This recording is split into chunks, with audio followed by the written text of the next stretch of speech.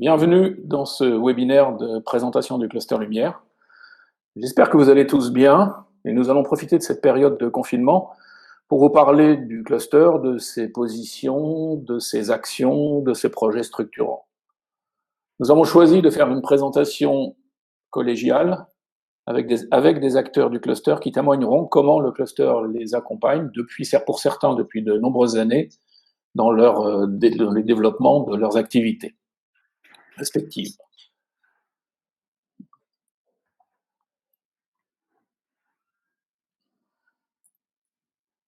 Alors le cluster lumière, qui sommes-nous? C'est un réseau de compétences de toutes les lumières qui a été fondé il y a plus d'une dizaine d'années à Lyon,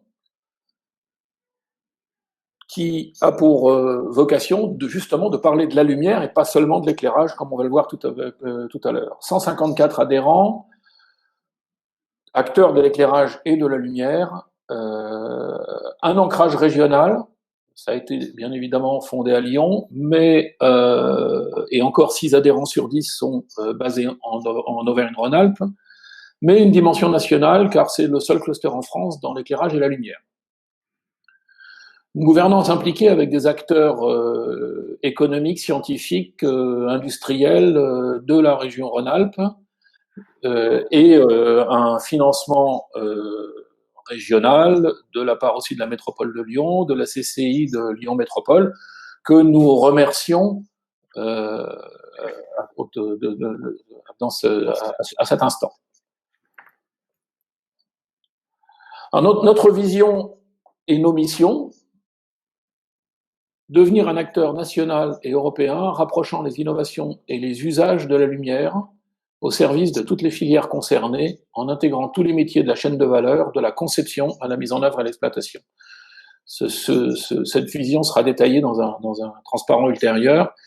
Le sujet important, innovation d'un côté. Vous savez tous que la lumière est baignée d'innovation avec des technologies de l'électronique, les technologies solid state, les technologies de pilotage, le numérique, et qu'il est important de réfléchir à comment cette innovation peut servir en termes d'usage et quel sens l'on peut donner à cette démarche.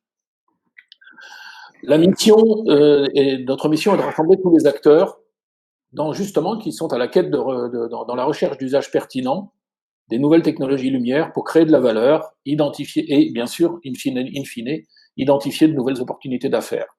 Créer de la valeur parce que une innovation qui trouve son usage crée de la valeur, génère de la valeur et génère à terme une certaine forme de business avec des business models qu'il faut parfois réinventer. C'est toute cette mission que nous essayons de construire pour donner du sens et de la qualité à l'innovation.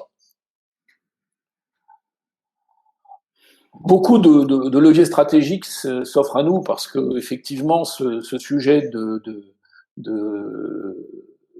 percolation de l'innovation dans l'usage et ces bouleversements que tous les métiers subissent du fait de ces technologies, de ces innovations qui sont pour certaines des innovations de rupture, nous amènent à partager, à mutualiser, à nécessairement décloisonner l'écosystème pour encourager l'innovation vers l'usage, élargir le réseau des champs d'action et intégrer de nouveaux usages, rayonner sur les actions du cluster de ses adhérents pour faire porter la voix de la lumière. C'est comment on peut travailler et acculturer aussi la société aux belles lumières, influer sur l'environnement politique, social et environnemental. Vous savez tous que la lumière est fortement décriée aussi pour ses aspects, notamment dans l'éclairage extérieur, avec la pollution lumineuse, etc. Comment trouver les bons leviers, le seuil de pertinence qui nous permet à la fois utiliser la lumière pour les déplacements, par exemple, si on prend le cas de l'éclairage public, mais en même temps sans trop polluer l'environnement. sensibiliser, former à la lumière, et on s'aperçoit que dans cette dimension d'innovation qui est très très prégnante, on a besoin de trouver des nouveaux collaborateurs, de former de nouveaux collaborateurs à ces nouveaux métiers qui s'ouvrent à nous. Donc la dimension formation, et on nous en a vraiment fait un projet structurant avec le Campus Lumière. Cette dimension formation est essentielle pour pouvoir fournir à l'écosystème les collaborateurs dont il aura besoin, dont il a déjà besoin. Alors justement, ce positionnement métier-filière nous amène un peu à cette charte et qui semble un petit peu complexe, mais qui en fait nous amène à bien comprendre que au niveau de l'innovation, il y a ce besoin d'innovation et de formation, et que tout cela, ça percole à travers un certain nombre de filières économiques, filières traditionnelles, que nous avons listées. Nous avons listé un certain nombre, et on s'aperçoit qu'il y en a de plus en plus qui sont touchés par la lumière. En fait, la lumière, c'est la vie, et la lumière touche la quasi-totalité des filières économiques et du pays et de la société. Et tout cela vers des usages, créer de la valeur au travers des usages. Et donc, la lumière éclaire, pour utiliser un terme adapté, ces différentes filières, alors à travers des branches de leur métier, par exemple dans le bâtiment, travaux publics, l'éclairage extérieur, urbain et routier, l'éclairage tertiaire, l'éclairage de l'industrie, l'éclairage des plateformes logistiques, l'éclairage des commerces, l'éclairage des écoles. L'éclairage des écoles touche aussi l'enseignement, et on voit que beaucoup d'actions que nous menons touchent différentes filières. Dans les transports, on va parler des tunnels, on va parler de l'automobile, dans l'automobile à travers l'éclairage de l'habitacle, dans l'aéronautique un petit peu de la même façon, dans le ferroviaire aussi, dans la signalisation lumineuse.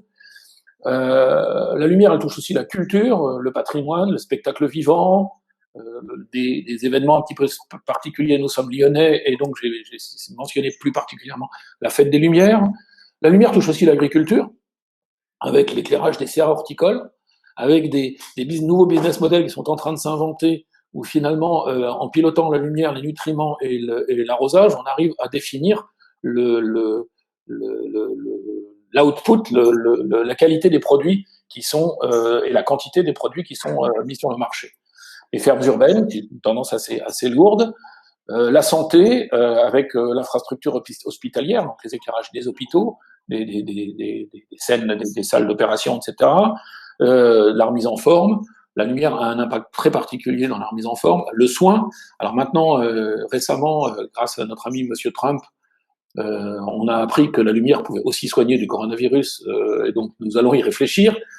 C'est un sujet qui est peut-être anecdotique aujourd'hui, mais qui commence à envahir les réseaux sociaux. Donc c'est quelque chose sur lesquels nous allons nous positionner, non pas pour simplement savoir si effectivement, ou essayer de réagir par rapport à une innovation potentielle, quel usage, quel sens a-t-elle derrière. Je ne laisse pas beaucoup d'espoir pour l'instant, mais néanmoins, c'est un sujet à regarder. Marketing, publicité, avec l'affichage, la signalétique, les biotech avec la désinfection, justement, on retrouve un petit peu l'histoire de Monsieur Trump, et la lumière est vivant, l'impact sur la faune, la flore, etc. Mais tout ça, j'ai listé un certain nombre de filières, mais bien évidemment, il y en a d'autres, des nouvelles, des nouveaux usages, et il en arrive tous les jours. Donc, cette innovation, cette formation, elle touche beaucoup de filières à travers pour créer de la valeur et essayer de donner du sens aux usages. On se retrouve, et la force du cluster, c'est de regrouper dans toutes ces filières tous les métiers essentiels qui permettent justement d'avancer de créer cette valeur et de réfléchir aux usages au travers de métiers, donc la quasi-totalité de la chaîne de valeur, depuis la recherche scientifique et technologique, la maîtrise d'ouvrage, la conception des produits, la conception lumière, la fabrication des produits, l'industrie et l'industrialisation, la maîtrise d'œuvre dans des projets, la distribution des produits d'éclairage comme des produits techniques, l'installation au travers des métiers d'installateur électricien, de mise en œuvre des projets lumière, de l'exploitation, car l'innovation qui ne trouve pas son sens dans l'exploitation, elle est vouée à l'échec. Et la maintenance, puisque derrière, toutes les installations que l'on va mettre en œuvre, quelles qu'elles soient, dans tous les métiers que l'on soit, il y a des problèmes de durée de vie, des problèmes de robustesse, des problèmes de susceptibilité à l'environnement, qui est parfois spécifique au métier, et puis ensuite des problèmes d'entretien, de réparation et de maintien en vie. Donc voilà, donc la force du cluster est bien de regrouper tous ces métiers et de pouvoir faire interagir tous les acteurs dans chacune des filières, mais de les faire interagir de manière à ce que l'installateur puisse dire au concepteur, écoute, la solution que tu me proposes n'est pas satisfaisante parce que j'arrive pas à l'installer, parce que l'exploitant pourra réagir avec l'installateur en trouvant des solutions optimisées. Donc voilà, c'est ça le cluster, c'est l'innovation, l'usage et la totalité de la chaîne de valeur pour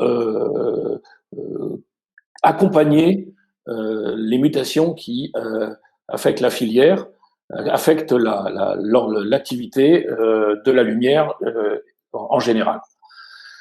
Pour illustrer tout cela, je vais passer la parole à François Brunet, délégué général du cluster, et qui va ensuite développer tout cela. François. Bonjour à tous, François Brunet, donc délégué général du cluster. Merci Philippe. Je vais vous parler en quelques mots du réseau pour commencer. Effectivement, quelques chiffres sur le réseau du cluster lumière. D'abord pour dire, comme l'a évoqué Philippe, qu'on est présent sur l'ensemble de la chaîne de valeur. Donc, on regroupe à la fois des fabricants, des utilisateurs et des prescripteurs. On regroupe également des représentants de la recherche et de la formation et des institutions, des institutionnels et des partenaires. Donc, vous avez la répartition. Donc un réseau qui est assez diversifié. Il l'est également géographiquement, on l'a vu, puisqu'on est présent en région Auvergne-Rhône-Alpes à hauteur de 60%, mais aussi en Île-de-France, près de 20%, et dans un certain nombre d'autres régions en France. On est également diversifié dans notre tissu économique et en particulier dans la typologie des entreprises, avec une forte représentation néanmoins des PME et TPE, qui représentent donc moins d'entreprises de moins de 50 salariés, qui représentent près de 30% des entreprises adhérentes du cluster. Et puis, parallèlement, on représente un centre de compétences assez fort en termes de recherche, puisque l'ensemble des laboratoires et des centres techniques qui sont membres du cluster représentent pas loin de 80% de la recherche publique en France dans le domaine de l'éclairage. Alors, le cluster lumière est également au centre d'un écosystème assez complet dans lequel on va retrouver des syndicats, des associations professionnelles. Donc, vous voyez les structures qui apparaissent à l'écran. Notamment toutes les syndicats professionnels dans le domaine de l'éclairage, des luminaires, mais aussi de la photonique, mais aussi du smart building, et j'en oublie. Donc voilà, vous avez la liste de ces structures. On travaille aussi avec un certain nombre de pôles et de clusters, pôles de compétitivité et clusters. Parmi les clusters, je citerai le cluster éco-bâtiment et le cluster Indura, qui sont des clusters qui collaborent avec nous dans le cadre d'un DOMEX, domaine d'excellence de la région, qui est lié au bâtiment. Mais on travaille aussi, vous voyez, dans des domaines d'activité assez variés qui sont représentés par l'ensemble de ces pôles de compétitivité. On travaille bien entendu avec les collectivités territoriales et les organismes consulaires que sont la région Auvergne-Rhône-Alpes, que sont la métropole de Lyon, la ville de Lyon, la CCI Lyon Métropole bien entendu, qui est à l'origine de la création du cluster. Et puis on a aussi un réseau à l'international représenté par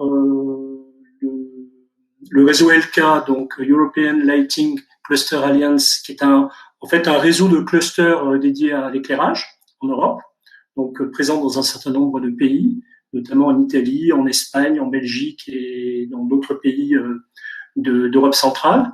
Et puis, on a également l'association Lucie, donc qui regroupe plus de 70 métropoles actives dans le domaine de la lumière et qui, comme vous le savez sans doute, est basée à Lyon. Donc, quand on parle de connecter innovation et usage de la lumière, qui est, vous l'avez vu, notre mission principale, ben, en fait, on va adresser un certain nombre d'actions, à commencer par la recherche, évidemment, les tests, les essais, les homologations, et on va s'appuyer sur un certain nombre d'outils ou d'équipements qui sont développés, soit par exemple au sein de l'ENTPE, soit d'une plateforme qui est dédiée à la caractérisation, qui est Piseo. On va adresser les sujets de formation à travers un campus des métiers et des qualifications, et on va en parler un petit peu plus tard. On va adresser l'international aussi à travers ELCA, on vient d'en parler. Le business, c'est évidemment une thématique importante pour nous. Et là, on a mis simplement des exemples d'événements dont le cluster lumière a été à l'origine, le forum LED et les salons Light qui ont eu lieu en 2017 et 2019, donc salon des usages de la lumière qui ont été organisés à Lyon.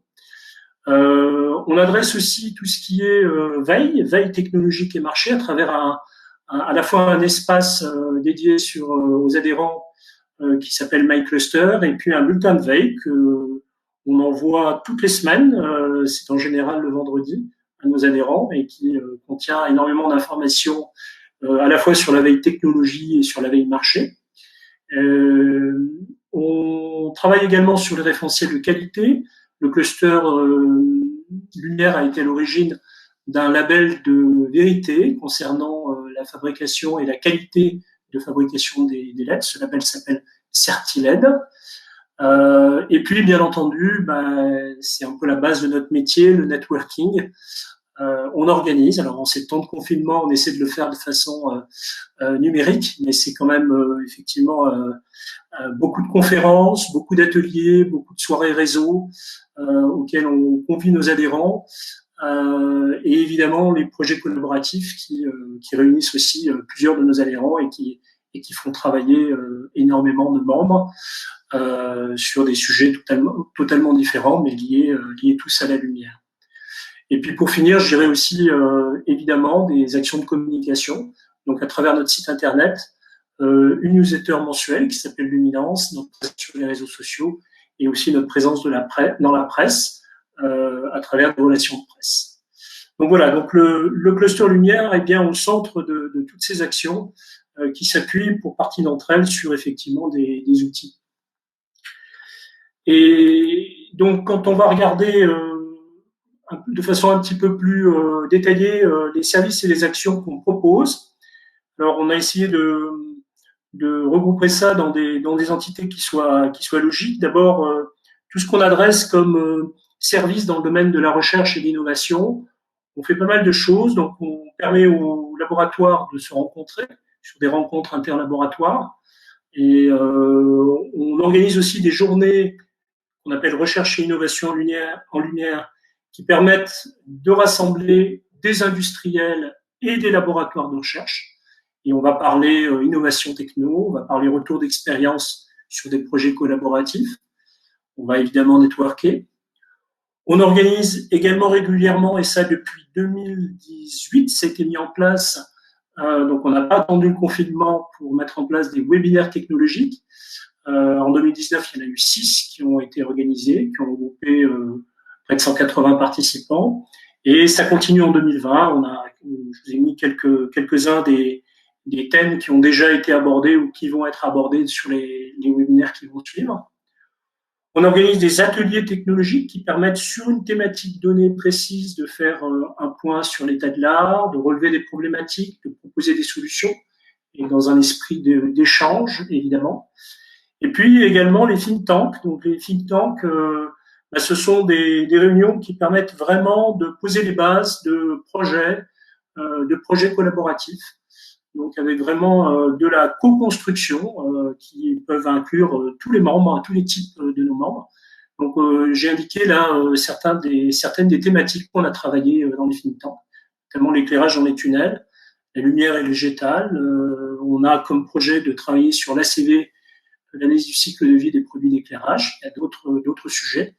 Et de ces think tanks, eh bien, on a des projets, un projet qui s'appelle Eticom, qui est en voie de finalisation et donc qui va déboucher sur la création de valeur, hein, comme l'évoquait Philippe, c'est-à-dire la mise sur le marché d'une application. Voilà, et puis un autre projet sur l'usage de la lumière pour la sécurité des transports. Tout ce travail, on le fait dans le domaine des usages et des marchés à travers l'organisation de groupes de travail qui rassemblent des membres qui opèrent sur des usages et qui travaillent sur des usages de la lumière. Donc on va travailler évidemment l'éclairage extérieur, on va travailler sur les bâtiments tertiaires, industriels et logistiques, sur les commerces, tout ce qui est HCR, et d'autres thématiques. Alors, on l'a vu dans la slide sur le positionnement, la lumière et l'horticulture, la lumière et la santé, etc., etc. Donc, le principe, effectivement, de ces groupes, c'est de se réunir de façon régulière, d'échanger, de proposer des initiatives, notamment les objectifs, comme vous le voyez, qui sont listés, c'est d'innover, notamment par la mise en place de projets, mais ça peut être aussi des démonstrateurs, de sensibiliser aussi sur des solutions d'éclairage performantes, faire la promotion des entreprises du cluster, bien sûr, favoriser les projets d'affaires en consortium, et puis, puisqu'on est dans le domaine des usages, évidemment, imaginer les applications, les fonctions, les services futurs et spécifiques à l'usage. Donc, au sein de ces groupes de travail, on se projette aussi et on n'hésite pas effectivement à aller de l'avant et imaginer de nouveaux usages et bien entendu tout ce qui est produits et services associés. Voilà. Bien entendu, ça repose sur la bonne volonté, l'investissement de temps de nos adhérents. Il est clair qu'un cluster, ça fonctionne essentiellement grâce à ça. Le fait que vous soyez nombreux aujourd'hui, on en est extrêmement content. Parmi vous, il y a des gens qui nous connaissent, qui sont adhérents. Il y a d'autres personnes qui ne nous connaissent pas. Donc, on sera vraiment très ravis d'avoir des contacts ultérieurs avec vous pour vous montrer concrètement ce que l'on fait. Alors, en termes d'événements, on a évidemment une activité qui est assez importante dans les usages et marchés avec des conférences nationales. Alors, les conférences nationales, elles sont organisées depuis plusieurs années déjà par le cluster sur des grandes villes de France. Donc, comme Philippe le disait, on est un cluster qui a une dimension nationale et on se doit d'adresser une offre de service à l'ensemble de nos adhérents, y compris ceux qui ne sont pas en région. Donc, les grandes villes de France, ça peut évidemment être Lyon, mais c'est aussi Paris, c'est aussi d'autres grandes villes de province. On essaie d'animer l'ensemble du territoire. Vous voyez que la dimension des conférences peut être importante, jusqu'à 200 ou 300 participants. Et on a mis là deux grandes conférences qui vont être organisées, alors qui devaient être organisées normalement sur cette année 2020. Vous avez bien compris que malheureusement, on n'aura pas la possibilité de le faire. Donc, elles sont toutes les deux programmées sur le début d'année prochaine, l'une à Paris, l'autre sur Lyon. Donc, l'une à Paris concerne les points de vente, l'éclairage des points de vente et des espaces de réception, et l'autre sur l'éclairage public aura lieu effectivement en début d'année prochaine. Voilà. On organise aussi des webinaires, donc on a vu qu'on avait des webinaires technologiques, on a aussi des webinaires dans la partie marché et usage. Et en l'occurrence, on s'est permis de noter 3 dates sur 3 webinaires qu'on a décidé de programmer prochainement. Ça sera fin juin et début juillet, sur les protocoles et les réseaux de communication en éclairage public. Voilà, on fait aussi des conférences sur les congrès, bien entendu. Donc, par exemple, les conférences qui ont été organisées à l'occasion des 2 éditions du Salon Only Light, pas moins de 32 conférences sur les différents usages de la lumière. Et puis, on a aussi parfois des actions sur des salons thématiques. Donc, un exemple, c'était le salon Équipe Mag, où on a exposé avec 6 entreprises qui nous ont fait confiance et qui ont co-exposé sur notre stand.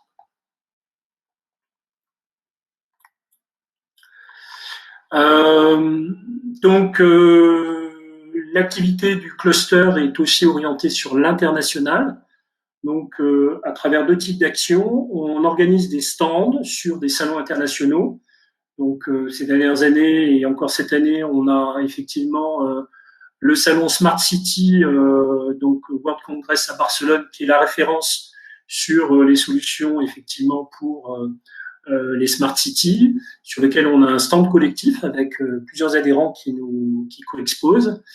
On participe également au salon Big Five Dubaï, donc qui est plus orienté sur la construction, toujours avec un stand collectif.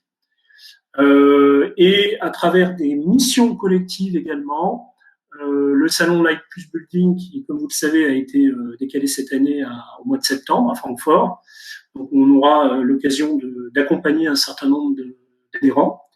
On a aussi en point de mire, j'allais dire, l'exposition universelle de Dubaï, qui elle-même a aussi été décalée, puisqu'elle devait commencer en octobre 2020. Donc, elle sera décalée en 2021, on ne connaît pas encore les dates. Et sachez que le pavillon français s'appelle Lumière, Lumière. Donc, on est naturellement incité à imaginer une initiative en collaboration d'ailleurs avec nos partenaires de la CCI de Lyon, de la métropole de Lyon, de la région Auvergne-Rhône-Alpes, qui pourrait permettre effectivement d'accompagner un certain nombre d'adhérents sur ce marché et sur cette exposition universelle. Je tiens à signaler que, en fait, l'ensemble de ces actions à l'international sont rendues possibles grâce au soutien financier de la région Auvergne-Rhône-Alpes par l'intermédiaire de notre plan de développement international, qui nous permet justement d'accompagner financièrement nos entreprises et en particulier nos PME régionales sur des salons ou sur des missions collectives. Voilà. Et pour la partie suivante, donc la slide suivante qui est liée à nos projets européens, je vais passer la parole à Marc Fontoinon, que probablement beaucoup d'entre vous connaissent, qui est l'une des personnes à l'origine aussi de la création du cluster, qui est vice-président à l'international chez nous et qui est aussi en charge du suivi enfin du suivi au niveau des projets européens. Et donc je vais lui laisser la parole pour vous présenter notre action dans ce domaine. Merci François. J'espère que vous m'entendez. Bonjour à tous. Si je veux résumer très rapidement sur notre action au niveau européen pour essayer de récupérer comme des fonds européens pour notre cluster et pour ses membres. Et donc, nous avons créé le European Lighting Cluster Alliance avec un certain nombre d'autres clusters qui est présidé par Alberto Sosa, qui doit d'ailleurs nous écouter en ce moment depuis le Veneto, où il est.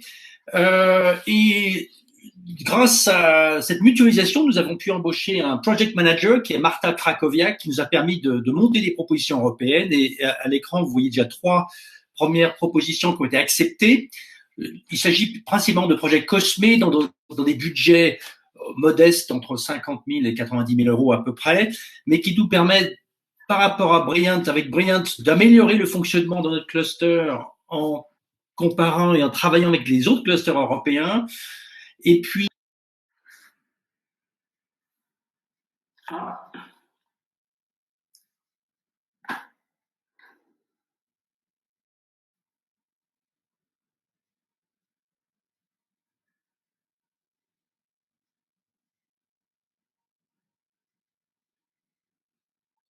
je pense a été connecté parce que là, je le vois plus du tout en tant qu'animateur. Alors, on va lui laisser peut-être quelques secondes pour se rebrancher parce qu'il y avait un petit souci de connexion au début. Ouais. Et sinon, c'est moi qui vais reprendre la main, mais on va voir s'il arrive à se reconnecter. Alors, Marc est revenu, donc je vais le repasser animateur. Marc, parfait. Je pense que essayez peut-être de déconnecter votre webcam. Ouais, je vais déconnecter la webcam. Pour donner la priorité à votre son. Tout à fait. Je travaille depuis un smartphone, donc c'est pas toujours très pratique. Donc, on a 3 opérations qui fonctionnent plutôt export et nous avons préparé récemment une nouvelle proposition beaucoup plus ambitieuse, InnoSup, qui est sur la digitalisation de l'éclairage. Donc, on est beaucoup plus sur le développement techno. Et là, c'est des fonds qui seraient à destination aux 3/4 aux PME du cluster Lumière pour développer des tests et assez intégrer des nouvelles technologies dans leurs éclairages. Donc quelque chose de tout à fait, on va dire, dans l'esprit de l'innovation du cluster. Je crois que c'est la seule diapo sur cet aspect. Oui, on viendra après tout à l'heure sur le projet Lumen. Je vous repasse la parole. Très bien, parfait. Merci Marc. Et puis on t'a très bien entendu. Il n'y a pas de problème, même si ça a sauté, on t'a très bien entendu. Voilà, donc juste une petite remarque sur les projets européens. Effectivement, ça peut avoir des impacts et des retours intéressants pour les entreprises qui sont membres du cluster. Nous, si on se positionne sur ces projets, c'est bien pour qu'il y ait un retour vers les entreprises, et notamment à travers, je pense, au projet Williams et au projet LK4i, on aura la possibilité éventuellement pour les entreprises qui sont concernées par ces marchés ou marchés en termes techniques ou marchés en termes géographiques, d'essayer de les faire bénéficier en fait des actions qu'on mettra en œuvre dans le cadre de ces projets. Une dernière slide sur nos services et actions dans le domaine du networking et de la communication. Alors on organise, j'allais dire on organisait, mais on réorganisera à n'en pas douter prochainement des soirées réseau qu'on appelle Light After Work. Donc il y en a généralement 3 par an.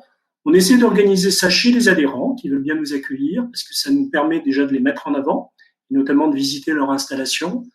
On fait un point sur les actualités du cluster. On fait pitcher les nouveaux adhérents, c'est important.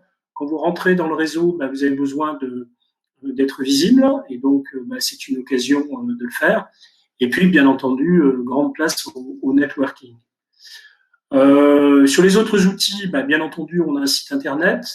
On a également un espace adhérent qui va vous donner une information plus qualifiée, plus ciblée. Je prendrai un exemple. Vous trouverez par exemple sur notre espace adhérent le trombinoscope qui vous permet de vous mettre en contact avec n'importe quel contact qui est également membre. On envoie toutes les semaines un bulletin hebdomadaire de veille qui s'appelle la semaine en bref. Donc de la veille techno, de la veille marché, des informations sur les activités du cluster ou sur les événements du cluster. La newsletter mensuelle, elle est diffusée beaucoup plus largement sur l'ensemble de notre base contact, donc à la fois membres et non membres. Elle donne l'occasion chaque mois de faire un dossier approfondi sur une thématique. Donc c'est aussi important pour nous d'avoir ce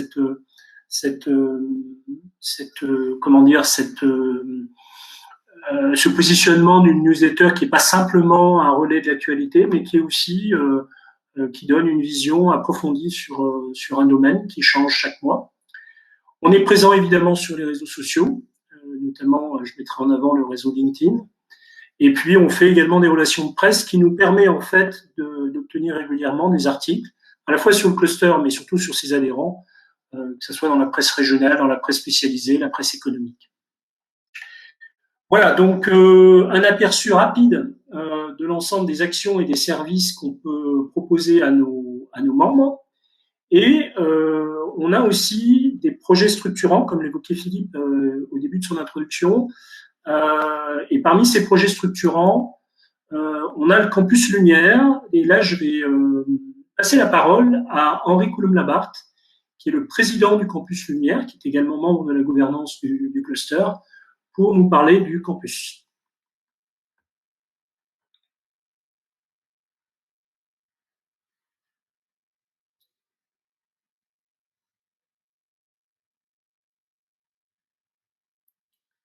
Marine ?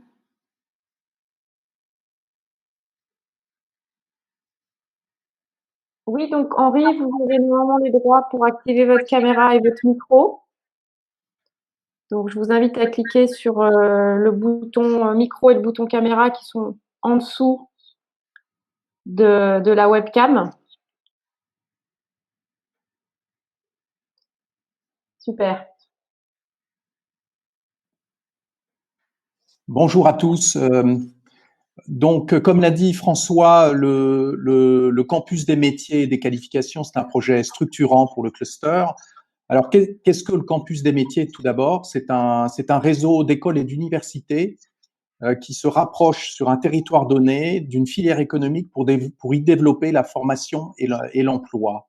En l'occurrence, il y a 3 ans, le rectorat de Lyon est venu voir le cluster Lumière pour déposer un projet de label de campus, campus des Lumières, campus Lumière autour donc de tous les métiers de l'éclairage et de la lumière. Projet qui a été déposé au ministère, et voilà 3 ans maintenant que ce campus Lumière existe, c'est le seul en France, et que le campus et le cluster travaillent au quotidien sur différents axes qui sont le premier, bien sûr, l'enjeu, un des enjeux premiers, c'est de sensibiliser tous les publics aux usages et aux métiers de la lumière et de l'éclairage. Tous les publics, donc les jeunes, évidemment, les maîtres d'ouvrage, les maîtres d'œuvre et évidemment tous les acteurs de la filière. Le second, c'est de mettre en œuvre des formations qui répondent réellement aux besoins des entreprises du secteur. Et le troisième, c'est de proposer des parcours de formation qui soient réellement innovants pour attirer les jeunes et pour intégrer l'emploi à tout niveau de qualification. Le campus Lumière, qui compte donc une vingtaine d'établissements d'éducation, ambitionne de former sur tous les niveaux de qualification depuis le bac-3, c'est le CAP, jusqu'au bac+5, à travers les diplômes de bac pro, de BTS, de DUT et également, bien sûr, les diplômes de licence pro et d'ingénieur. Toutes les filières de formation sont visées, les filières de formation qui concernent de près ou de loin la lumière et l'éclairage. Le campus Lumière a commencé à cibler évidemment les métiers principaux qui sont ceux liés à l'énergie, l'électrotechnique et le génie électrique, mais nous avons commencé à développer des filières également et à travailler avec les filières de formation comme les systèmes numériques, la mécatronique, l'événementiel, tout ce qui est design, architecture, urbanisme, et évidemment aussi les métiers technico-commerciaux qui nous permettent de développer la filière. Quelques résultats chiffrés sur le campus. En termes de communication et d'orientation, depuis 2017, c'est 1200 jeunes qui ont pu être concernés par ces actions de communication et de sensibilisation aux usages à travers des rencontres intéressantes pour eux. C'est la mise en place de premiers cursus diplômants en lien avec les écoles du réseau et les enseignants qui ont été formés en la matière. Depuis septembre 2017, c'est 250 jeunes qui ont été concernés par ces nouveaux cursus avec des formations en apprentissage, colorisées lumière, notamment Bac Pro et Bac+2, BTS. Et enfin, très important, la coopération et la rencontre des élèves et des entreprises qui s'est matérialisée par des organisations de rencontres pour préparer des stages, des contrats d'apprentissage et de l'emploi. C'est 120 jeunes qui ont été concernés depuis 2017. Une dernière rencontre a eu lieu notamment au Groupama Stadium, qui a permis de lier à la fois de la rencontre et aussi un événement festif. Enfin, et vous le voyez en bas ici de la slide, ici vous avez, nous avons candidaté récemment avec 25 entreprises du cluster qui ont été volontaires et qui ont travaillé sur ce projet. C'est un plan d'investissement d'avenir qui est proposé par le ministère de l'Éducation pour développer les campus et qui va nous permettre grâce à un soutien financier important, vous voyez, c'est 2,5 millions d'euros dont nous allons pouvoir disposer avec 70% de concours publics et 30% de concours entreprises sur une période de 6 ans, et qui va nous permettre d'étendre et de développer les actions que j'ai précédemment citées, c'est-à-dire notamment rendre la filière lumière plus attractive. Et nous avons prévu notamment de faire de Lumen le lieu socle pour sensibiliser tous les publics sur la lumière et l'éclairage, avec ce qui sera un parcours lumière que nous sommes en train d'imaginer. Accélérer le développement des formations, et nous avons un objectif ambitieux qui est de pouvoir former 3000 jeunes à horizon 6 ans, et enfin proposer des cursus et des formations qui soient attractives et que nous pourrons développer à distance grâce à l'apport du numérique, mais aussi grâce à des supports physiques qui seront des plateformes de formation dans les établissements du réseau. Très bien. Très bien. Merci beaucoup Henri pour cette présentation. Et puis, ça fait une transition toute trouvée puisque tu évoquais l'Humaine pour le deuxième projet structurant sur lequel le cluster travaille également, qui est l'Humaine, la Cité de la Lumière. Et pour nous présenter cela, je vais rappeler à nouveau Marc. Donc, Marc, je vais te demander peut-être de déconnecter à nouveau ta caméra pour assurer la liaison par son.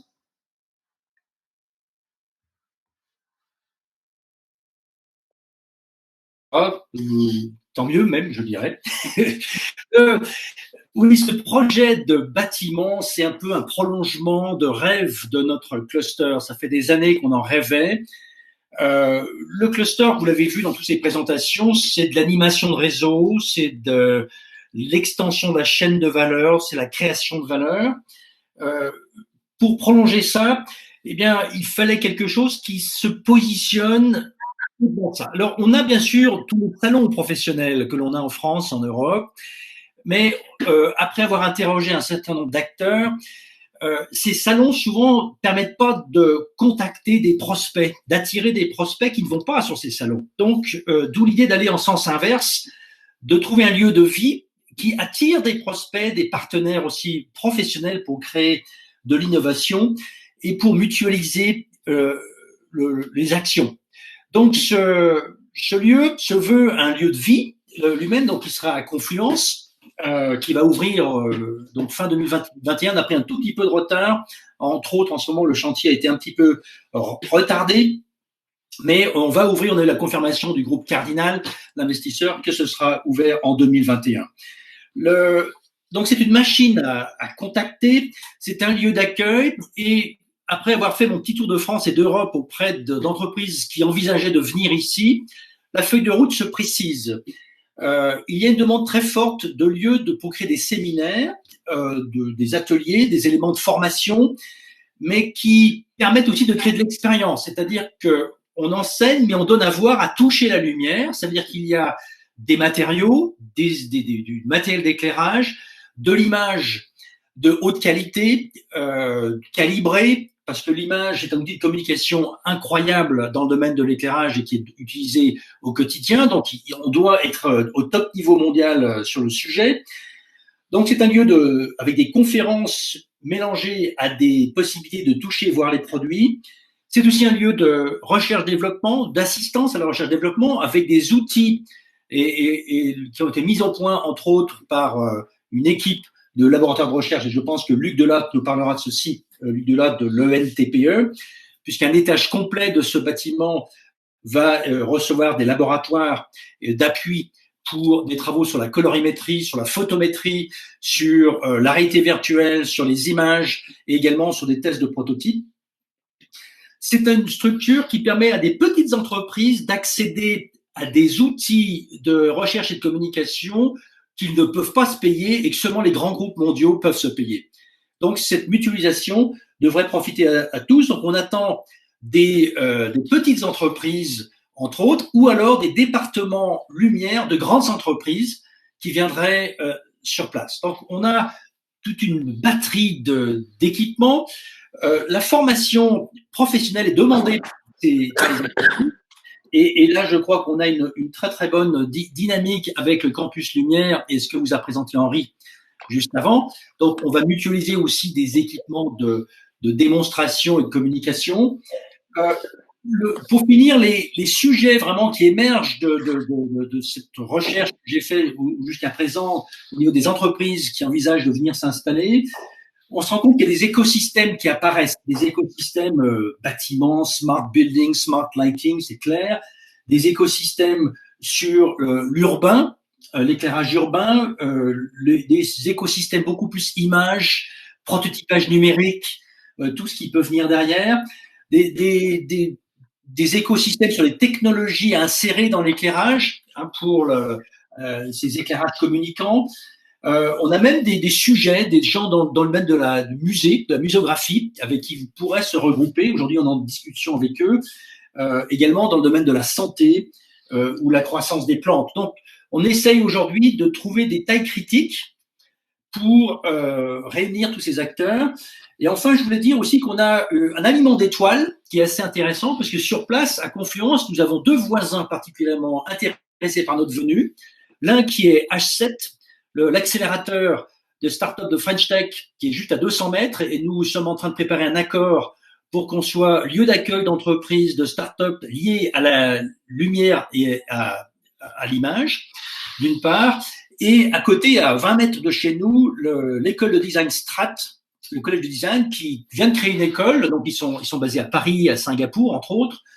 Et ils ont énormément de laboratoires de prototypage, cette fois-ci de découpe laser, d'impression 3D, etc., juste à côté de chez nous, avec des formations jusqu'à Bac+5. Donc, on est en train aussi de mettre en place un partenariat pour mutualiser les laboratoires, mutualiser une offre. C'est une strate très, très impliquée au niveau industriel pour essayer de voir s'il n'y a pas des synergies entre l'humaine et Strat. Donc, un bel alignement d'étoiles. Donc, on vous attend, bien sûr, aussi nombreux que possible dans l'humaine pour prendre des postes de travail plus ou moins grands pour faire vivre les équipements, pour participer à des ateliers, pour monter des ateliers, pourquoi pas, même des ateliers privés. L'humaine est une machine à communiquer et attirer.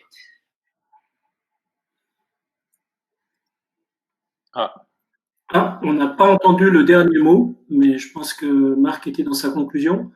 On va lui laisser le temps de revenir. Je sais pas ce que j'ai dit avant, mais... Très bien. Alors, on t'a entendu, Marc. Il n'y a pas de problème. Merci beaucoup, Marc. Je voulais juste remettre un petit peu les choses en perspective par rapport à Marc a très, très bien présenté tout cela, mais de rappeler que c'est une occasion unique et un projet unique de rassembler à la fois l'innovation, la formation et le monde économique dans ce bâtiment, l'humaine. Et parce que, vous le savez tous, tout est encore à inventer, de nouveaux usages sont encore à inventer, et la proximité entre ces trois mondes de l'innovation, de la formation et de l'entreprise permettront de justement créer ces émulations et de créer ces opportunités. Il y a vraiment des choses importantes à faire autour de cela, et c'est un projet majeur pour le cluster lumière. Très bien. Alors, on est normalement parti sur une phase de questions-réponses. On n'a pas reçu pour l'instant beaucoup de questions. Je pense que les questions vont s'afficher. Marine?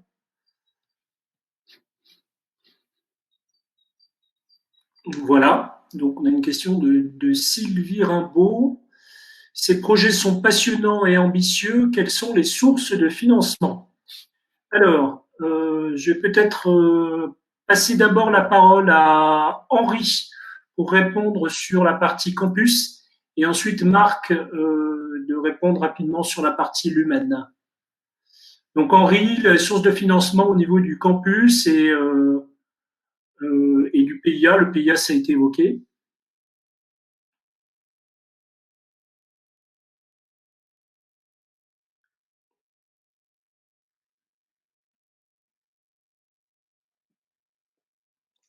Oui, François, je pense qu'on m'entend maintenant.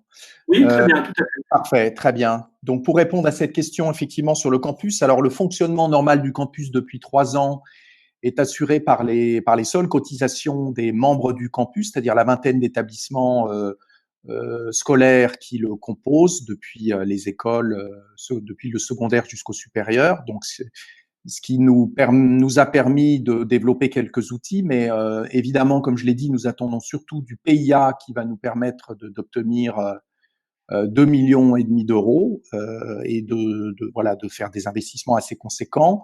Et sur ces 2,5 millions d'euros, il y a 70% de contributions publiques, 50% de l'État, 30% de la région Auvergne-Rhône-Alpes. Et nous avons sécurisé c'est ce concours de la région. Pardon, 20% de la région Auvergne-Rhône-Alpes et les 30% restants, comme j'ai dit, sont assurés par les entreprises du cluster avec 25 entreprises complémentaires dans leurs activités.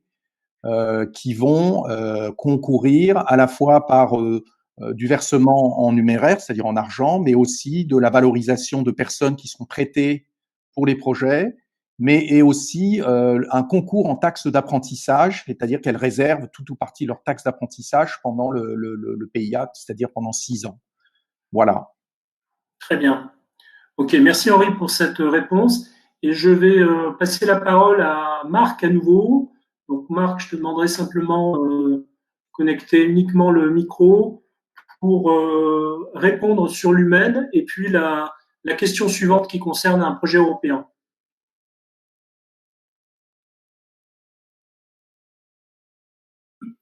Le projet Lumen est un projet entièrement privé, donc avec 21 millions d'investissement du groupe Cardinal. Et on a une société qui va gérer le bâtiment, le Cardinal Worksite, qui va louer les espaces de travail, apporter du service, louer les salles de réunion, faire du catering, enfin de tout ce qui est restauration et bar pour l'accueil. Donc ça, c'est toute une structure indépendante qui s'autofinance. Il y a au R+1 un laboratoire sur lequel donc le NTPE a investi avec également une aide du contrat de plan État-région d'1 million d'euros.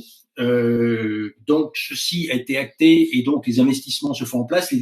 Les expérimentations se testent aujourd'hui à l'ENTPE entre autres et à l'INSERM.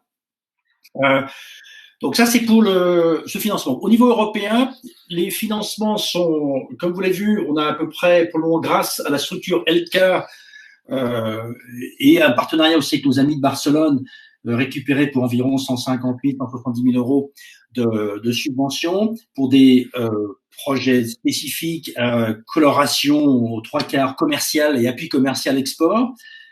Le nouveau projet InnoSup est un projet qui vient d'être élaboré, qui va être porté par un partenaire espagnol à Barcelone, mais structuré beaucoup par ELCA, nos amis donc European Lighting Cluster Alliance. J'ai une question également sur Shunt.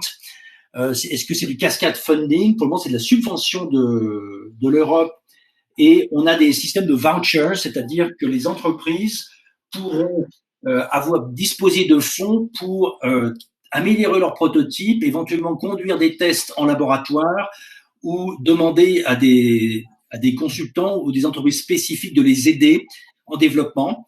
Et donc 75%, ça veut dire à peu près peut-être de l'ordre de 250 000 à 300 000 euros à destination des entreprises membres du cluster. J'espère avoir répondu à peu près aux questions. Très bien. Merci Marc. Effectivement, c'était clair. Je suis en train de regarder le chat. Pour l'instant, pas d'autres questions. Donc, ce que je vous propose, c'est de poursuivre. Ah, si, on a une question qui va s'afficher. Donc, je pense qu'elle va s'afficher à l'écran d'ici quelques secondes. Comment l'humaine va s'articuler avec des prestataires? Donc, Marc, je te redonne la parole tout de suite pour répondre à cette question. Est-ce que Luc est ici? Luc peut éventuellement davantage parler. Pour le moment, le NTPE est en train de mettre en place une structure pour la prestation de services autour des équipements. Ça, c'est ce qui est prévu. Et c'est vraiment les équipements spécifiques. Hein. Donc, goniophotométrie, color room avec 32 canaux de couleurs et des cellules jumelles, salle de projection haute luminance et hall d'essai avec grille mobile. Donc, ça, ce sera une structure indépendante. C'est pas Cardinal Worksite qui va gérer ça. Aujourd'hui, le NTPE est libre de mettre en place la structure qui est ad hoc. Peut-être que Luc souhaite dire quelque chose s'il est avec nous. Alors oui, normalement, Luc, on va passer la parole effectivement à Luc, qui de toute façon devait intervenir après. Donc Luc, si tu nous entends, si tu peux te connecter. J'ajouterais que dans l'humaine, nous avons prévu une animation métier autour de la lumière qui devra et qui a déjà commencé à créer les opportunités de rencontres, créer les opportunités des événements qui permettront de mettre en avant les travaux de chacun des membres, de partager, de créer cette dynamique. Et dans la vision que nous avons du projet Lumen, cette question d'animation métier est essentielle. Le bâtiment Lumen sans cette animation métier n'aurait pas d'âme. Et donc là, on a vraiment besoin de travailler là-dessus et nous avons déjà mis en place un certain nombre d'actions pour faire en sorte que tout le monde puisse interagir avec tout le monde. Maintenant, la question est plus spécifique vis-à-vis de Piseo et de NTPE. Je parlerai de Piseo qui fait partie de l'écosystème, qui n'est pas pour l'instant sur Lumen, mais qui est pas très loin et qui est un acteur majeur dans la caractérisation et la validation technique d'un certain nombre de projets. Très bien. Merci Philippe pour cette réponse. On va revenir donc. Je vois qu'il n'y a pas d'autres questions. On va embrayer sur les témoignages des acteurs du cluster. Donc Marine, merci de remettre la présentation. Ah voilà donc Luc qui nous rejoint. Donc je vais passer tout de suite à la. Alors on va peut-être rester Luc, si tu veux bien, pour répondre à la partie concernant l'ENTPE, à la dernière question.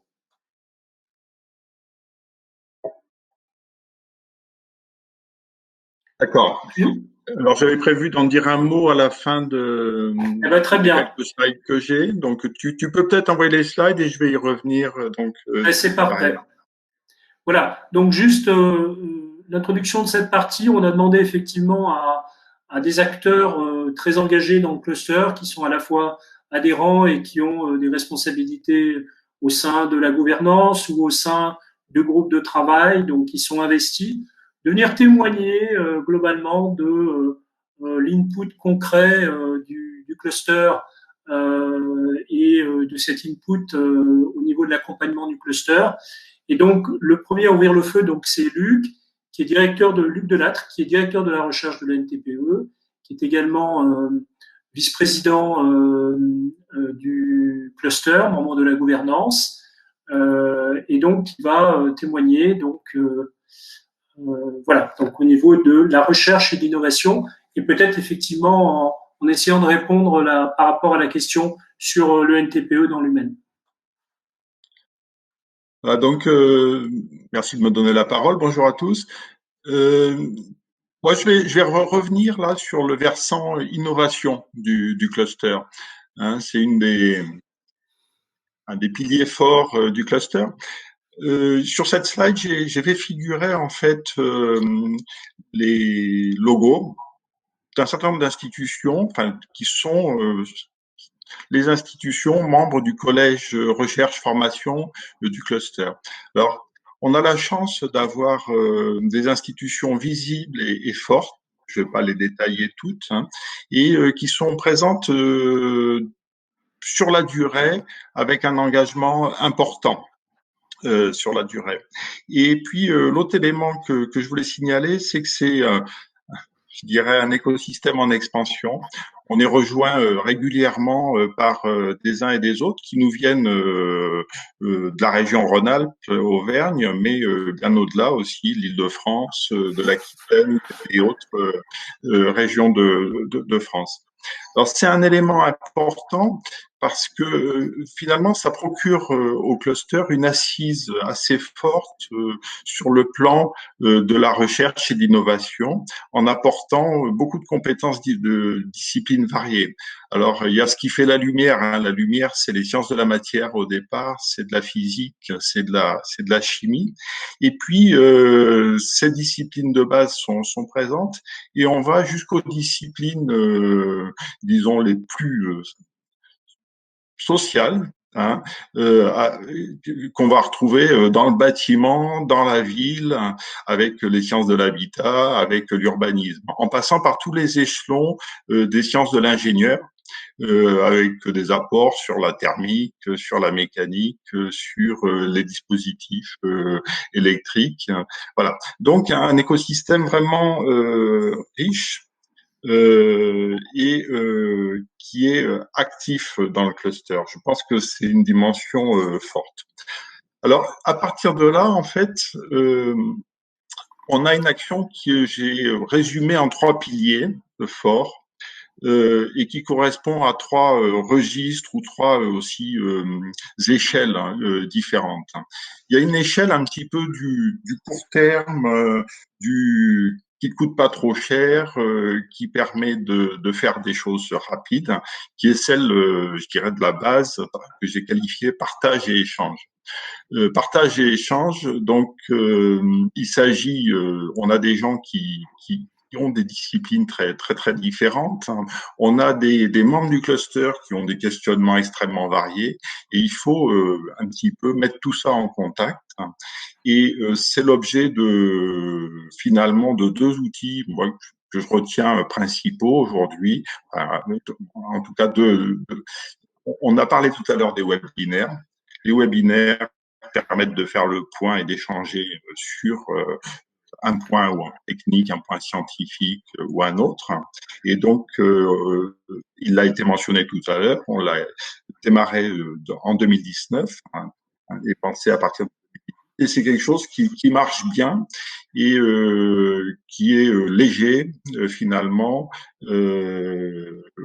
et qu'on peut déployer et multiplier. Et puis on a à l'autre bout du spectre, on a à partir de 2019 aussi développé des journées RI, recherche et innovation. Elles ont été mentionnées tout à l'heure. Alors là, on est plus dans le contact, dans l'échange en fait. On essaie de réunir les gens en physique. Alors, on va peut-être être amené à changer par les temps qui courent. Il s'agit en fait de donner à voir des projets d'innovation sous différents angles. Ça peut être à la fois les thématiques, ça peut être les disciplines qui ont été accrochées les unes aux autres, c'est aussi les consortiums, c'est les guichets de financement qui ont été recherchés pour supporter ça. Et l'idée, c'est aussi de mettre en valeur la plus-value pour le marché en termes de produits derrière. Donc en général, c'est un angle où le partenariat entre les labos et les entreprises est mobilisé. Alors ça, c'est le premier pilier, donc partage, échange. Au-delà, en fait, ce qu'on veut, c'est fabriquer des choses plus fortes, et donc c'est notamment des projets de recherche et d'innovation. Et les mécanismes qui sont utilisés, c'est des mécanismes de germination de projet, c'est-à-dire c'est du think tank.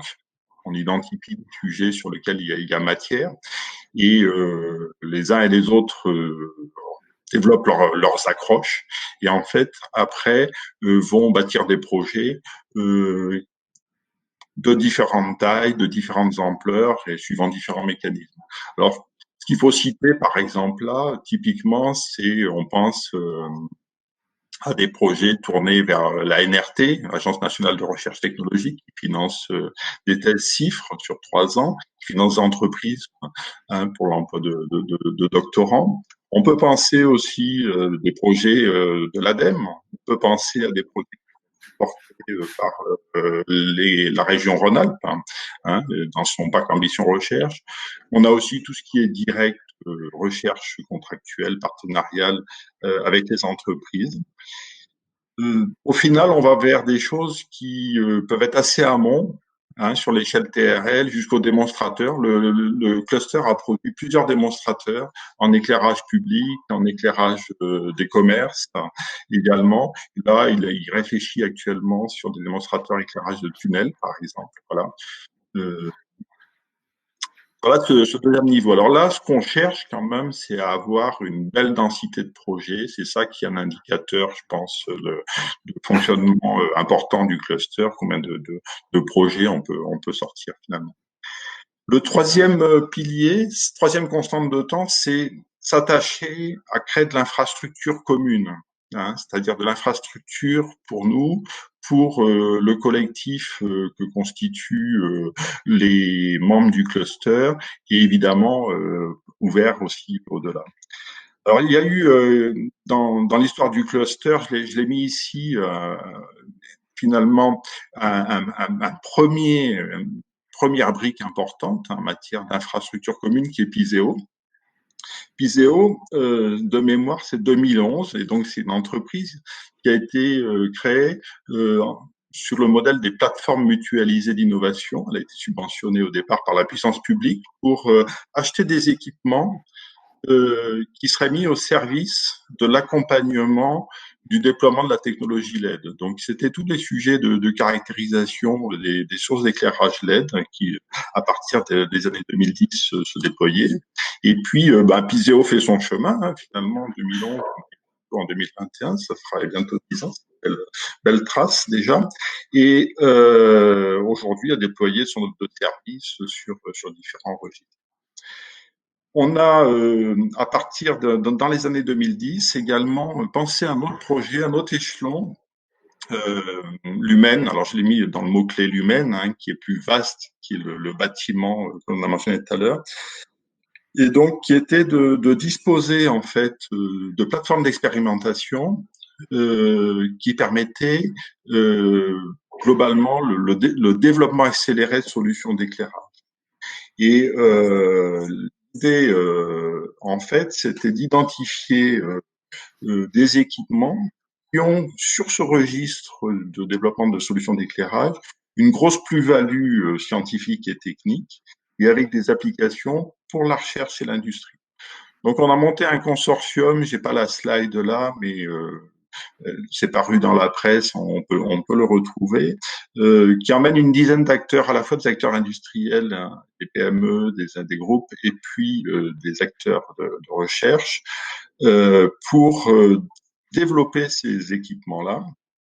Et donc, ça va aboutir à 200 mètres et un peu plus de laboratoires qui vont être au R+1 du bâtiment lui-même et qui vont offrir des solutions, en fait, pour expérimenter ces solutions d'éclairage intérieur et extérieur, y compris dans des dimensions influence sur l'humain, et puis avec une grosse composante simulation et virtuelle.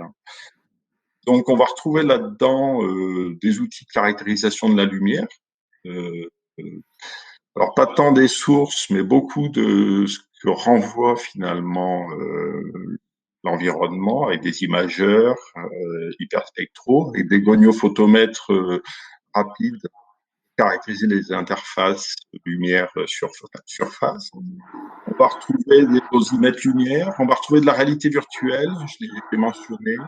On va retrouver aussi Color Room, donc de la lumière on demand, j'ai envie de dire, pour se créer l'environnement que l'on souhaite. Il y a une question qui a été posée sur le modèle économique. Donc, ces équipements bénéficient d'une subvention de l'État et de la région, essentiellement de la région, dans le cadre du contrat de plan État-région 2015-2020. Et en fait, on a établi, on a développé ces outils et en fait, ils seront accessibles moyennant en fait effectivement paiement en fait de l'accès aux équipements, parce qu'il faut que derrière on puisse à la fois payer l'environnement offert par le bâtiment lui-même, les loyers, et puis également prévoir l'amortissement de ces équipements, leur renouvellement et ainsi de suite. Donc, on a établi un ensemble de prix de vente, voilà, qui seront au fur et à mesure que ça sera mis en service, qui seront mis portés évidemment à la connaissance. Voilà. Donc, des équipements qui sont ici parfaitement innovants et qui vont être uniques. Henri, si je peux me permettre simplement d'intervenir pour te demander de peut-être conclure rapidement, puisqu'on a encore 2 intervenants derrière et on voudrait laisser un peu de temps aux questions-réponses qui restent. Donc voilà, si tu peux juste Tout à fait. Alors juste pour conclure, c'était une fresque en fait que je proposais rapide, qui est une fresque de quelques projets en fait, qui sont passés par le cluster lumière ou qui ont été germés dans le cluster lumière. Voilà. Et donc, sur la partie droite de l'écran, il y a le futur et les projets qu'on aura à créer ensemble dans l'avenir. Voilà. Merci beaucoup, Henri, pour cette présentation très complète, effectivement, qui a permis aussi de prendre un peu de perspective par rapport à l'historique de la recherche et de l'innovation au sein du cluster, non seulement de la perspective, et puis on va de l'avant, on va vers l'avant. Donc, je vais appeler l'intervenant suivant, qui est Philippe L'Espagnol, qui est directeur général de la société Le Noir Service, qui est un de nos adhérents très impliqués, notamment dans la partie usage et marché destinée à l'éclairage commerce, point de vente, pour venir témoigner. Donc, Philippe, je te laisse la parole.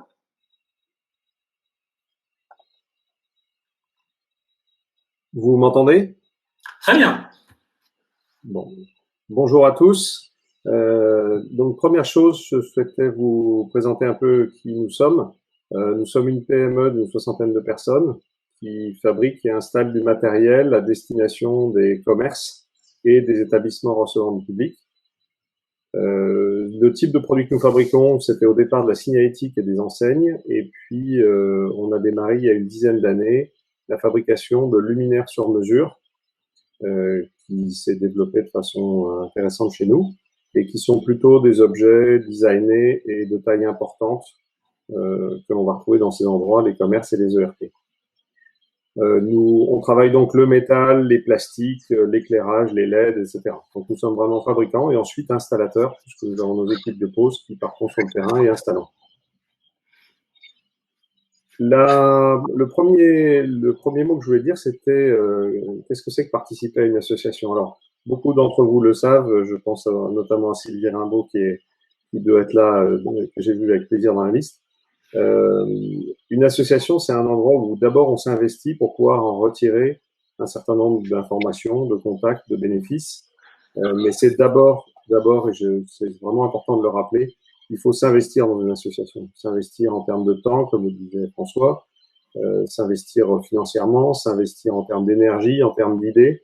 Et plus on s'investit, plus on en tire des avantages.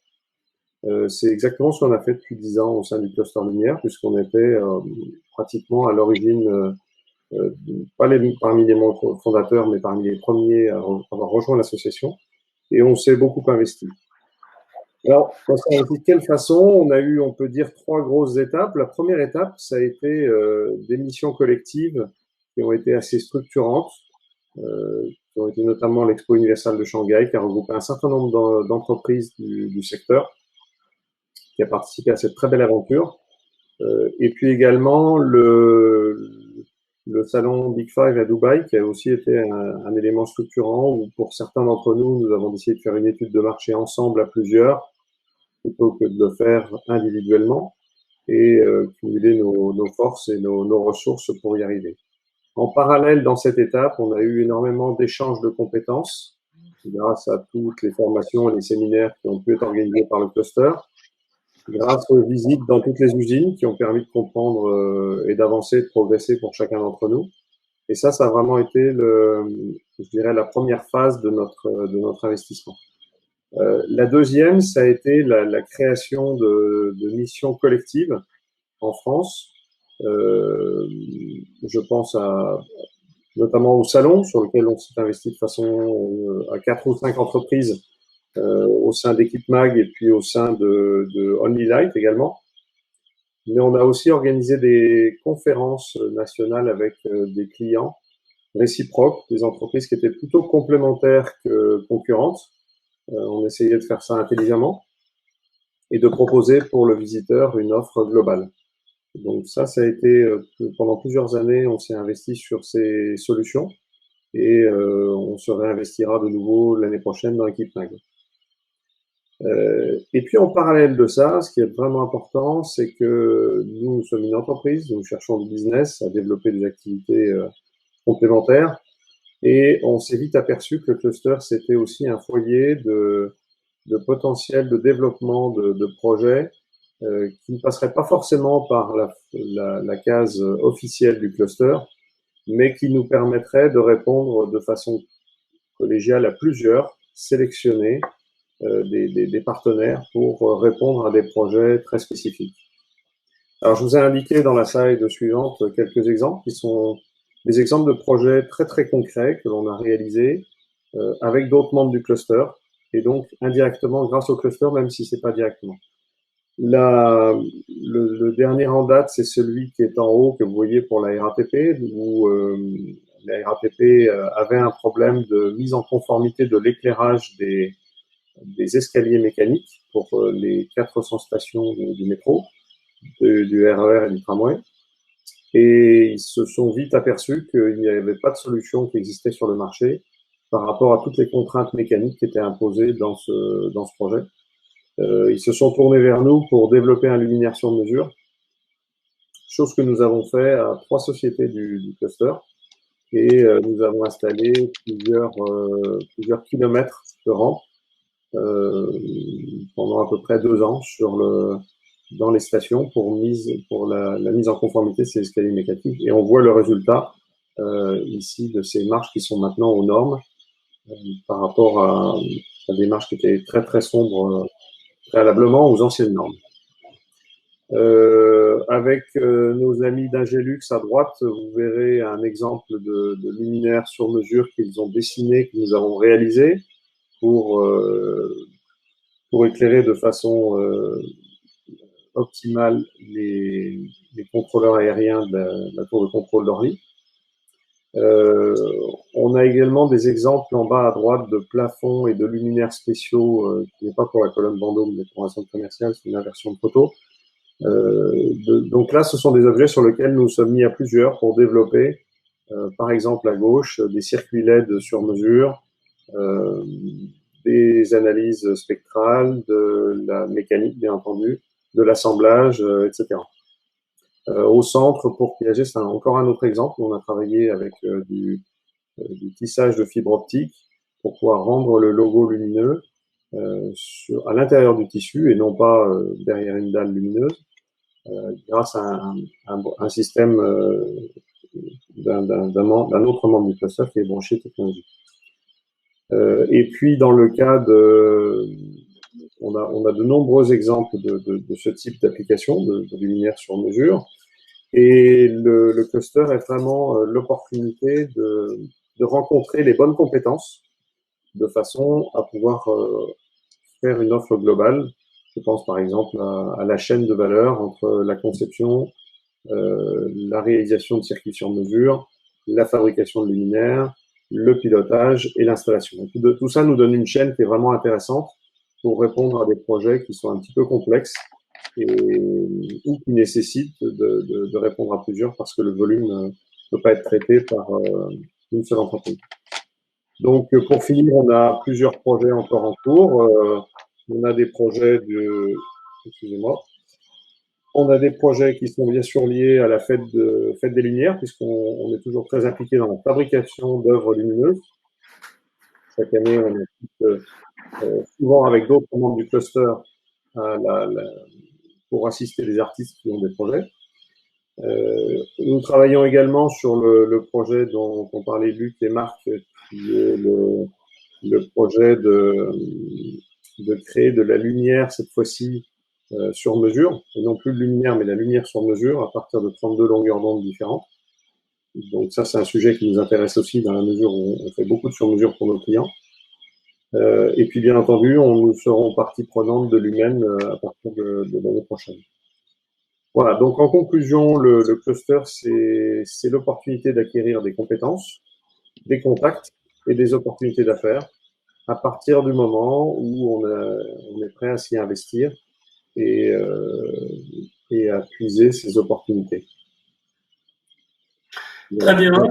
Et je passe le micro à Christophe, je crois. Absolument. Merci Philippe pour ce témoignage très complet et très clair. Et effectivement, je donne la parole à Christophe Marty, qui va être notre dernier intervenant, notre dernier témoin, qui représente le cabinet Ingelux. Et merci bien et bonjour à tous. Merci à Philippe L'Espagnol d'avoir cité certains projets qu'on a pu faire en commun. Effectivement, je vais vous montrer des applications. Là, on a parlé beaucoup de la partie recherche, partie transversale du cluster lumière. Nous, ce qui nous intéresse particulièrement à Ingélux, ça va être de mettre tout ça en application avec les meilleures pratiques, avec les meilleures solutions pour le bénéfice des maîtres d'ouvrage, des usagers qui vont aller dans les locaux qu'on va pouvoir éclairer, qu'on va pouvoir livrer. Donc Ingélux, on est une PME de 10 personnes, 11 actuellement en fait. On fait 1 million d'euros de chiffre d'affaires, on existe depuis 2001 et donc on fait de la conception lumière, nous on préfère dire éclairagiste, spécialisé dans la lumière naturelle et lumière artificielle. Alors pourquoi naturelle? C'est parce qu'on est issu aussi de la partie scientifique. Moi je suis ingénieur et architecte et on fait beaucoup de liens entre la recherche R&D et l'application, et en particulier sur la lumière naturelle, qui est nécessaire de maîtriser pour un certain nombre de bâtiments, dont des musées, dont je vais vous parler juste après, ou d'autres types de bâtiments tertiaires. Donc avant de faire la lumière artificielle, on réfléchit à la lumière de façon globale pour pouvoir la gérer. Donc, je vais vous présenter juste 2 petits projets d'application que l'on a livrés, que l'on a fait récemment. Ce premier projet, je vais remonter d'un cran. Voilà, premier projet, Collection Pinault Paris. C'est un musée qui est en cours de réalisation à Paris, qui devait être livré, ouvert en juin prochain, mais malheureusement qui a été décalé d'1 an. La réception a quand même pu avoir lieu en mars dernier, donc juste avant le confinement. Donc, on a pu livrer le bâtiment, le réceptionner. Donc sur ce bâtiment, on fait, pour illustrer le travail que l'on fait habituellement, nous on fait de la conception lumière, donc c'est-à-dire qu'on regarde dans ce bâtiment, sur cette coupe que vous voyez en haut à droite, on va regarder comment la lumière naturelle va pouvoir pénétrer dans le bâtiment, va pouvoir aller se diffuser dans les différents lieux, soit en bilatéral, soit en monolatéral, et comment on va pouvoir gérer les ambiances lumineuses, la protection des œuvres, les quantités de kilolux-heure qui vont être cumulées sur les œuvres par exemple, à la fois par la lumière naturelle et artificielle, pour pouvoir exposer correctement les œuvres, mais pas seulement. On va aussi faire de la mise en lumière générale en collaboration avec les architectes. Donc là, l'architecte, c'est Tadao Ando, prix Pritzker en architecture. Donc on travaille avec lui pour concevoir les ambiances et pour articuler tout ça. On a des architectes des bâtiments de France qui vont avec qui on va travailler pour la mise en lumière extérieure. On a des salles d'exposition dans lesquelles on va aller faire de l'éclairage muséographique avec des hauts rendus de couleurs, des luminaires qu'il va falloir caractériser. Et on a des défis techniques qui se proposent à nous, en particulier sur cette photo en bas à droite où on a un mur de 9 mètres de haut avec un très petit débord ici de 1,60 m sur lequel on peut obtenir une lumière très homogène pour pouvoir faire de l'exposition muséographique. Donc tout ça, ce sont des challenges techniques et sur lesquels on a besoin, nous, de réfléchir, mais aussi de partenaires pour pouvoir aller au bout de ces principes. Donc une application qui a été faite sur ce bâtiment, c'est cette main courante lumineuse, cette main courante ici qui va éclairer les circulations, qui part du sous-sol. Donc on voit ici le sous-sol et qui va monter tout du long du bâtiment de la réalisation de l'architecte Tadao Ando pour arriver tout là-haut. Et on a dû développer un luminaire sur mesure d'une dimension très très faible, donc qui fait 3 cm de large pour 1 cm d'épaisseur, et dans lequel on a besoin de mettre une certaine puissance. Pour pouvoir réaliser ça, on a utilisé le savoir-faire de Etch Electro qui a construit, de Bouygues Energy Service qui a réalisé, et on s'est appuyé sur le projet européen Delphi for LED, que l'on avait mené avec Etch Electro en commun et dans lequel on avait en particulier pu faire des simulations et construire un outil de simulation des LED pour pouvoir prévoir en amont des situations très contraintes d'un point de vue thermique, optique, électronique. Et donc, ça nous a aidé à solutionner cette installation. Les autres partenaires du projet, il y a eu ERCO, il y a eu WVF, il y a eu Piseo qui a caractérisé certains des luminaires. Donc, c'est aussi un projet sur lequel on a pu faire appel à différents partenaires du cluster lumière pour aller au bout. Deuxième application, assez rapidement, autre thématique, un centre commercial, le centre commercial Vélizy 2, qui lui a été inauguré en octobre 2019. Donc là, on est plus sur de l'éclairage un peu plus grand public, avec des contraintes un petit peu moins fortes, mais avec des volumes plus importants. À chaque fois, sont des bâtiments qui font en gros 1 million d'euros de produits d'éclairage à installer. Donc là, conception lumière naturelle, artificielle que l'on a faite également et où on doit prescrire le type d'éclairage que l'on doit mettre en scène dans les différents lieux. Ici, on a un éclairage de mise en valeur extérieure qui a été réalisé en coloration, qui change de couleur très très doucement et donc c'est ATA, un des partenaires un des membres du cluster qui l'a réalisé. Les enseignes, il me semble que c'est Philippe l'Espagnol, le Noir Service qui l'a réalisé, mais je n'en suis pas 100% sûr, mais c'est tout à fait possible. Voilà. Et donc, à l'intérieur du bâtiment, on fait différents espaces où nous, on coordonne la partie éclairage et on va faire appel à différents partenaires du cluster pour mettre en application. Alors, partenaires majoritairement du cluster, mais on fait appel évidemment à d'autres constructeurs, puisque nous, concepteurs, on est complètement indépendants des fabricants pour pouvoir prescrire les meilleures solutions au bon endroit, au meilleur moment. Donc voilà des exemples de réalisation et de collaboration qu'on a pu faire avec des partenaires, des membres adhérents du cluster. Et on essaie de bénéficier justement de cette transversalité de l'ensemble de la chaîne de valeur pour aller très loin dans nos préconisations et arriver aux meilleures solutions pour notre maître d'ouvrage et pour le reste de l'équipe de maîtrise d'œuvre. Voilà pour les exemples que je souhaitais vous présenter. Merci Christophe pour ce témoignage à nouveau très complet et très intéressant en termes de projets, vraiment des projets vraiment magnifiques, très très ambitieux, et aussi des projets très collaboratifs puisqu'on voit bien que plusieurs adhérents du cluster sont impliqués.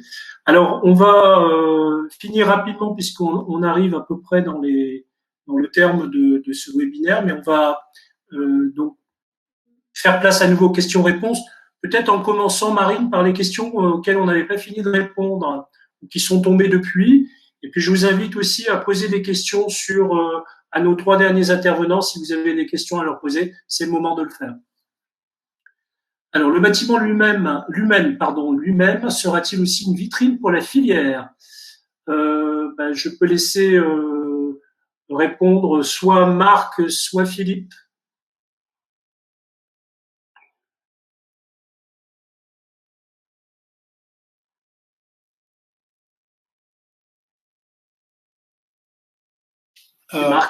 Marc, peut-être, je sais pas. Bon, Philippe complémente.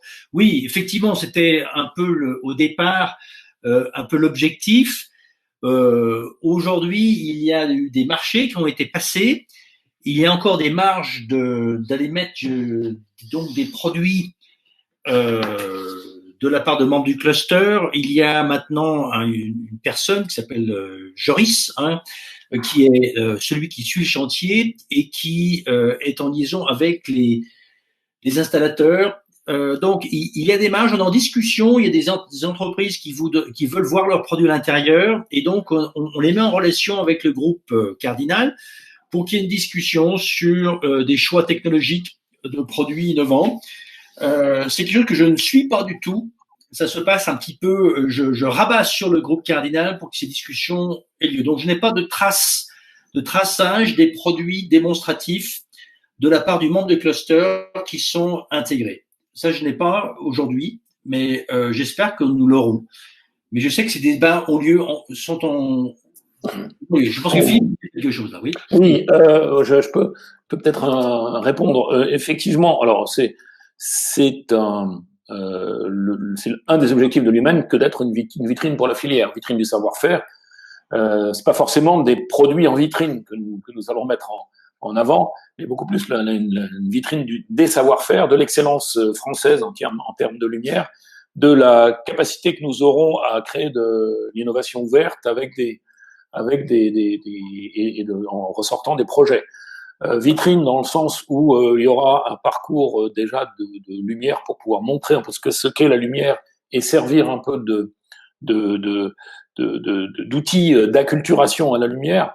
Moi, mon ambition, c'est que l'Humaine devienne un lieu de visite touristique pour aussi bien du tourisme d'affaires que du tourisme privé. L'Humaine, c'est aussi justement dans la mise en avant de ces savoir-faire, c'est justement la capacité à pouvoir participer, créer des événements qui sont essentiellement tournés vers les professionnels, mais qui peuvent être occasionnellement aussi tournés vers le grand public. Donc la réponse est oui. Les outils sont en place. On est encore en train d'imaginer plein de choses puisque les possibilités sont immenses. Merci Philippe, merci Marc. Il y a une question suivante. Là, on revient à l'Europe sur le programme InnoSup Shunt. Donc Marc, si tu peux répondre à cette question. Le dossier a été déposé pour InnoSup le fonctionnement est en 2 étapes. On doit d'abord être accepté pour la première étape, et ça, on devrait le savoir assez rapidement, d'ici la fin de l'été. Ensuite, on aura quelques mois pour préparer la candidature finale, et en cas de succès, on est sur du début 2021. Autrement dit, on préviendra tous les clusters de la manière dont on va organiser ces ventures. Donc, il va y avoir d'une part, identification des entreprises qui peuvent exprimer leurs besoins sur les thématiques du programme Shunt, et ensuite définir les missions. Donc, ça va être un gros travail que nous allons faire et qui va se faire de façon collaborative. Donc, aujourd'hui, on n'est qu'en phase proposition. Hein. On n'est pas, le programme n'est pas signé et il y a quand même un certain nombre de mois à attendre. Très bien, parfait. Et il y avait une question complémentaire par rapport à l'identité de la personne dont tu as parlé, Marc. Voilà, Joris, je crois qu'il s'agit de Joris Boyer. Tout à fait, il s'agit de Joris Boyer, l'ingénieur responsable du projet. Donc, j'invite les entreprises qui souhaitent quand même s'impliquer dans ce projet, avoir leur projet en démonstration, de contacter Joris Boyer du groupe Cardinal. On peut vous transmettre ses coordonnées. C'est lui qui suit le chantier, qui est en relation avec tous les professionnels. Je précise aussi qu'un nouveau designer d'intérieur international est en train d'être sélectionné. Son travail commencera fin du mois de mai. Et donc, il va tout relooker l'intérieur et donc il aura ses opinions. Donc, des réunions sont envisagées avec ce designer d'intérieur. Donc, pour tous les produits d'intérieur, ce sera le bon moment pour échanger à la fois avec Joris Boyer concernant l'enveloppe et ce designer dont le nom n'est pas encore communiqué. Je crois qu'il n'est pas français. Et ça, c'est à partir, on va dire, de fin mai, début juin. Ouais, je rajouterais que de toute façon, pour toute question, n'hésitez pas à questionner le cluster, l'équipe du cluster Lumière.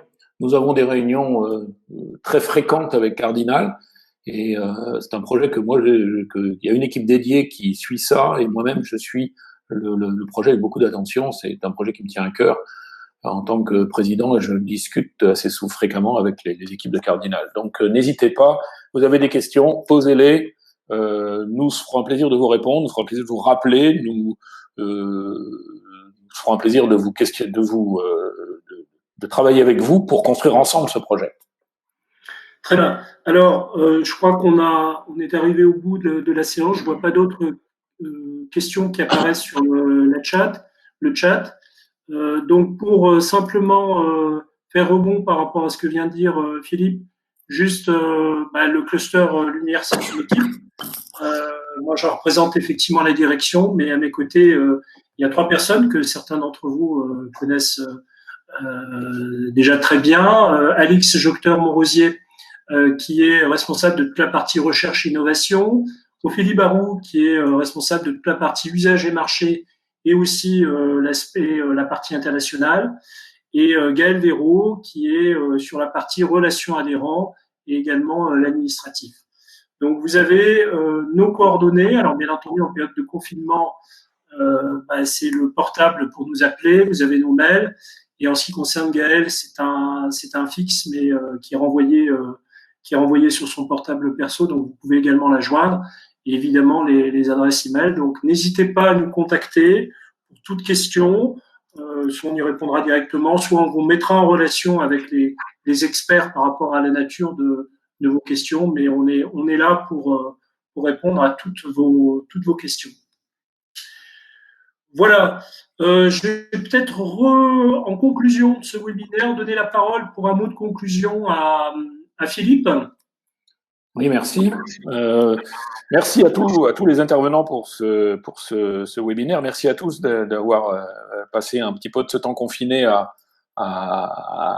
parler, à réfléchir, à entendre des messages autour de la lumière. Je rappellerai juste quelques points de clés de cette présentation. Le cluster, c'est l'innovation et usage. C'est des projets structurants, c'est une dynamique assez forte, c'est une dimension nationale, c'est des ambitions internationales, c'est un support à toutes les entreprises qui ont envie d'innover. C'est pas forcément une structure, c'est une structure dans laquelle il se passe des choses. Donc, et comme l'a très bien dit Philippe l'Espagnol tout à l'heure, c'est aussi une structure, si vous rejoignez le cluster, et je terminerai en disant rejoignez-nous, mais si vous rejoignez le cluster, c'est aussi parce que vous en retirerez beaucoup à partir du moment où vous donnez. C'est une structure de partage, c'est une structure de partage d'idées, de partage d'innovation. C'est l'idée que tous ensemble, on peut monter des projets et être beaucoup plus fort qu'en travaillant de façon unitaire, de façon autonome. On a dans les projets, par exemple, Philippe l'Espagnol, encore une fois, parlait des études de marché qui ont été menées en groupe autour au Moyen-Orient. Voilà un genre de choses aussi, un genre de projet qui finalement coûte assez peu, coûte un peu de temps, mais mais extrêmement bénéfique. Vous connaissez aussi mon passé en tant que président de BH Technologies, une société aussi qui a été un gros acteur dans la lumière. J'y ai toujours vu dans le cluster ce que j'appelle une vigie stratégique pour me permettre de comprendre quels étaient les enjeux des marchés, quels étaient essayer de lire dans le futur si c'est possible, mais et au minimum de construire des relations, le réseau, le partenariat avec sur parfois des projets de grande envergure, parfois sur simplement des petits projets ad hoc. Donc rejoignez-nous, venez travailler avec nous. Vous avez il y a une grosse dynamique, il y a plein d'idées, il y a plein de projets, il y a des ambitions, et tout cela en plus en collaboration avec toutes les autres organisations de la filière de l'éclairage, et les syndicats, l'AFE, le GIL, le syndicat de l'éclairage, l'Association française de l'éclairage. Chacun apporte sa pierre à l'édifice pour que nous puissions construire ensemble les lumières de demain, et créer et maintenir de l'activité économique en France, et développer l'excellence française, qui est souvent reconnue, mais qui est souvent mal connue. Donc, travaillons ensemble dans cet objectif. Merci à tous. Et, très bien. Prenez soin de vous. Et continuons, et au plaisir de vous avoir dans des prochains webinaires qui comme on l'a évoqué, vont être multipliés du fait des circonstances. Voilà, merci Philippe. Donc effectivement, on va clore ce webinaire. Juste une petite question qui a été posée, c'est les présentations vous seront diffusées avec évidemment toutes les autorisations sur certains projets. Donc tout ça vous sera envoyé. Et puis donc apparaît à l'écran notre prochain webinaire qui aura lieu le 11 mai, qui est donc un webinaire techno sur la sensibilisation aux indices de protection des luminaires. Lundi 11 mai, 14h. Vous avez un petit bouton en haut de la slide qui vous invite à vous inscrire. Vous pouvez vous inscrire dès à présent. Donc n'hésitez pas, si la formule webinaire vous a convaincu et si le sujet vous intéresse, à vous inscrire dès à présent. Voilà, très bien. Bah, écoutez, je vous remercie de votre attention, d'être venus si nombreux. Et puis, à bientôt pour... alors voilà, donc un petit questionnaire également qui vous permettra de nous donner un feedback. Donc ça, c'est intéressant d'avoir votre feedback, et puis éventuellement des questions ou des remarques complémentaires. Donc, n'hésitez pas à nous remonter ça. Voilà, merci beaucoup. Bonne journée à tous. Portez-vous bien et à bientôt pour une nouvelle action ou un nouveau webinaire du Cluster Lumière. Au revoir.